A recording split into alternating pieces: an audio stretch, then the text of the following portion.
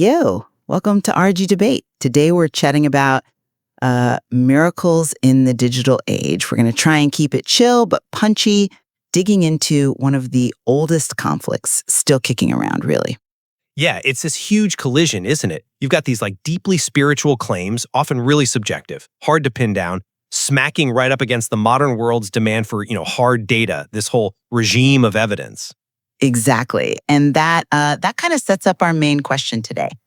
If you take a spiritual event, something someone calls a miracle, and you drag it into the science lab, you demand all this rigorous proof and data, does doing that actually boost its spiritual credibility, like some big institutions argue? Or does just the need for that kind of testing completely wreck the essential spiritual meaning, the transformative part? Well, I come at it from a slightly different angle. I'd argue that, look, once a private faith thing goes public, especially now, with the internet making everything global and viral in seconds, well, verification isn't just nice to have, it becomes an absolute ethical must. And an institutional one, too. It's maybe less about, proving God exists, and more about protecting actual people from getting exploited or frankly harmed. I definitely understand the ethical weight there, the potential for harm you're raising. But doesn't framing it only that way kind of miss the fundamental role religion plays as like a meaning-making system? From my perspective, trying to force a spiritual event into that purely empirical box, it feels a bit like, epistemological colonization. You're reducing something potentially sublime down to just what you can measure, and you lose the whole point William James or Rudolf Otto were talking about. Position statements. Yeah, for me, the real core here is what a miracle is supposed to be. Primarily, it's what the scholar Mircea Eliade called a hierophany. It's like a breaking through of the sacred into our everyday world. Its purpose isn't really logical proof for skeptics. Its job, its function, is to spark that numinous experience. Rudolf Otto described this so well as a mysterium tremendum and fascinans. Those are great academic terms, very precise, but what does mysterium tremendum et fascinans actually mean? Like for someone just listening in.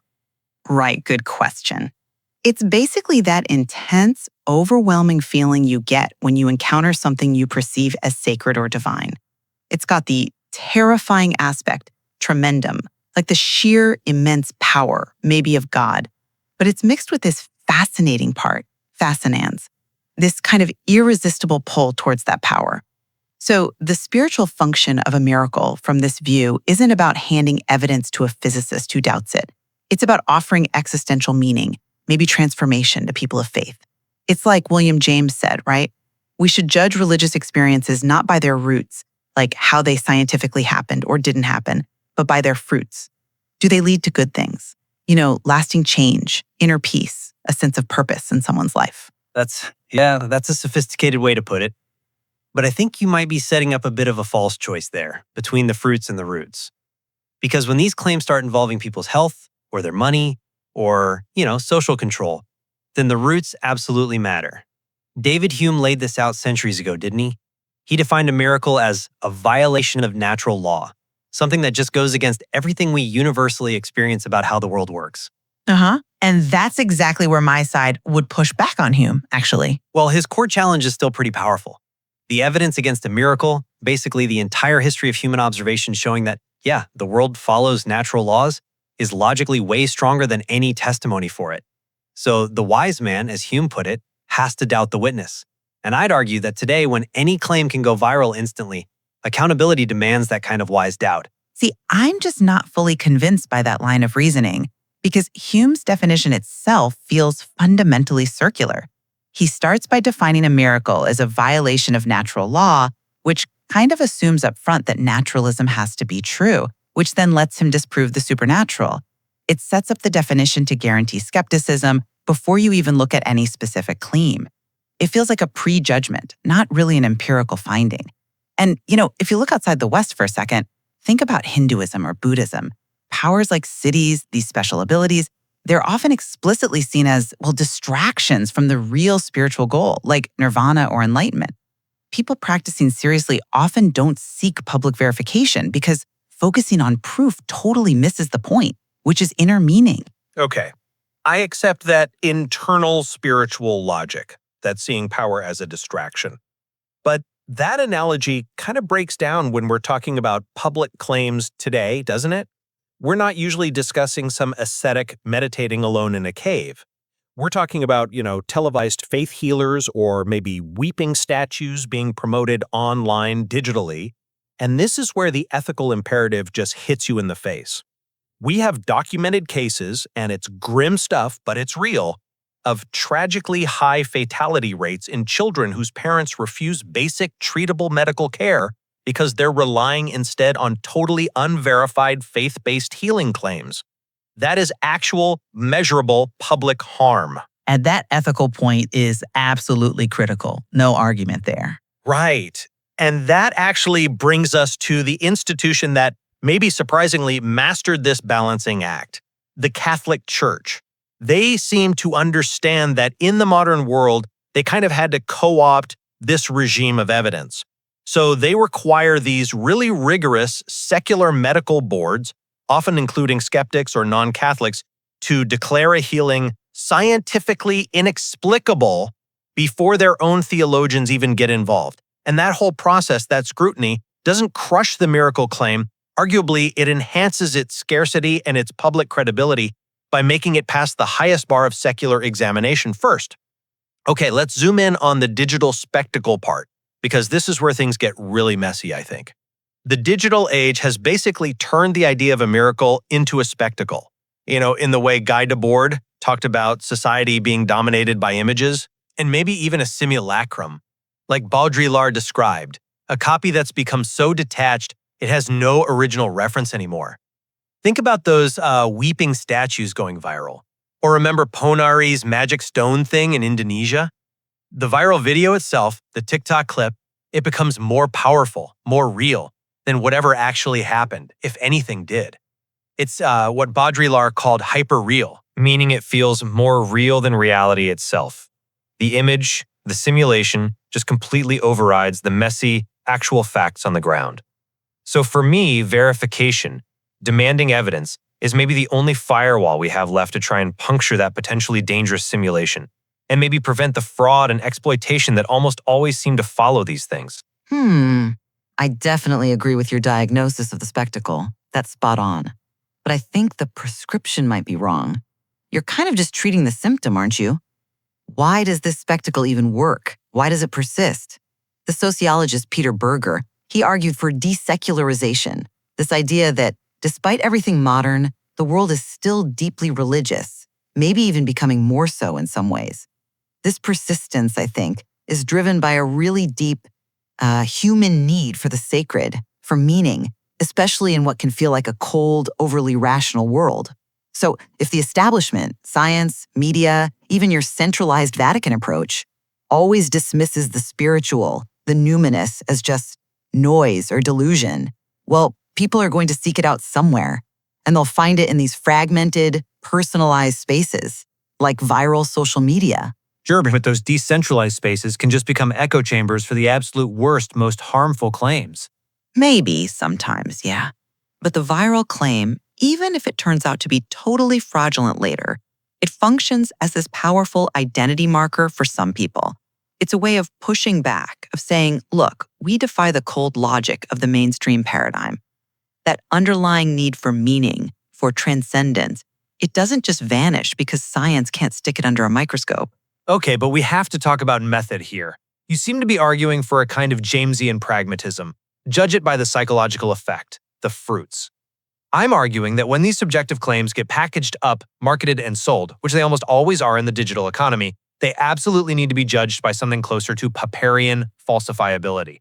Can we test this claim? But see, that's where I think the methodology itself breaks down.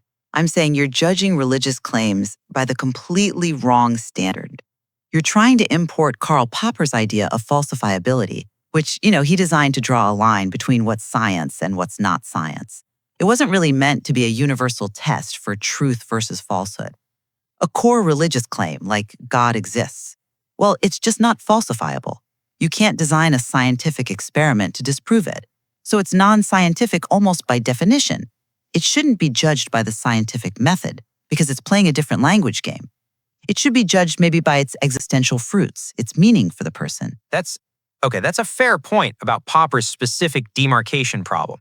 But I still think you're letting religious claims off the hook way too easily once they start impacting the public sphere.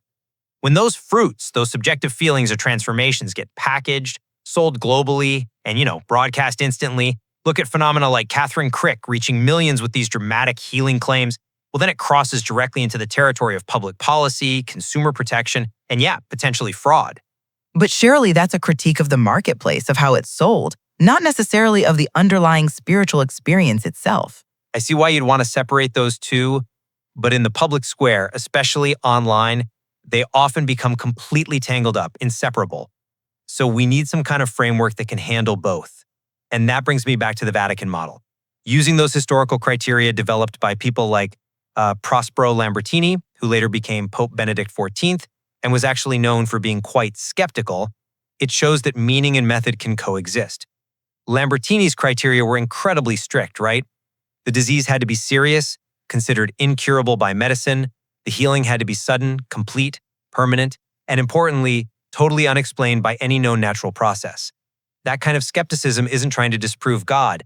It's trying to protect people from exploitation by demanding that an extraordinary supernatural claim meets the same incredibly high bar of evidence we demand for any extraordinary natural claim. I do appreciate the historical depth there. The Lambertini criteria are fascinating. But the Vatican model, while it's intellectually rigorous in its own way, also massively centralizes control. And doesn't that risk turning the miracle into just another tool of institutional power, rather than something about personal faith? But that centralization might be exactly what's needed today. Look at their big 2024 move. Now only the Pope himself can officially declare something supernatural. That seems like a direct and maybe necessary reaction to the threat of total viral chaos online. That kind of centralized skepticism, I think, is essential to maintain the integrity and, crucially, the scarcity of claims deemed authentic. It prevents the religious market, so to speak, from getting completely flooded by digital cults, wellness scams, and outright fraud. I think you might be stretching that institutional analogy to its limit there. That move arguably highlights the internal power dynamics of the institution more than it offers a universal solution for faith protection. I mean, if you look at Islam, for example, there's often a distinction made between mujizat, which were public miracles, signs meant as proof for prophets, and karama, which are more like private graces or wonders granted to saints, not necessarily meant for public proof. This shows that many traditions actually intentionally steer away from demanding public verifiable proof in the way the modern Vatican does. Same with the dharmic traditions we touched on earlier. When you make scientific control the ultimate goal, the miracle risks becoming something to be managed and leveraged by the powerful, not something genuinely experienced by the faithful on their own terms.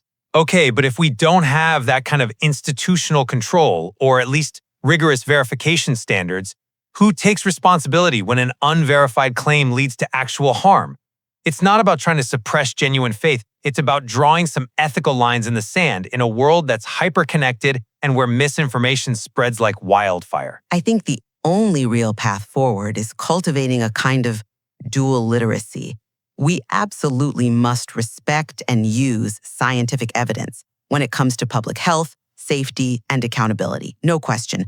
But we also need to respect religious language, spiritual frameworks, for what they offer in terms of existential meaning. You just can't solve a crisis of meaning by throwing more data at it.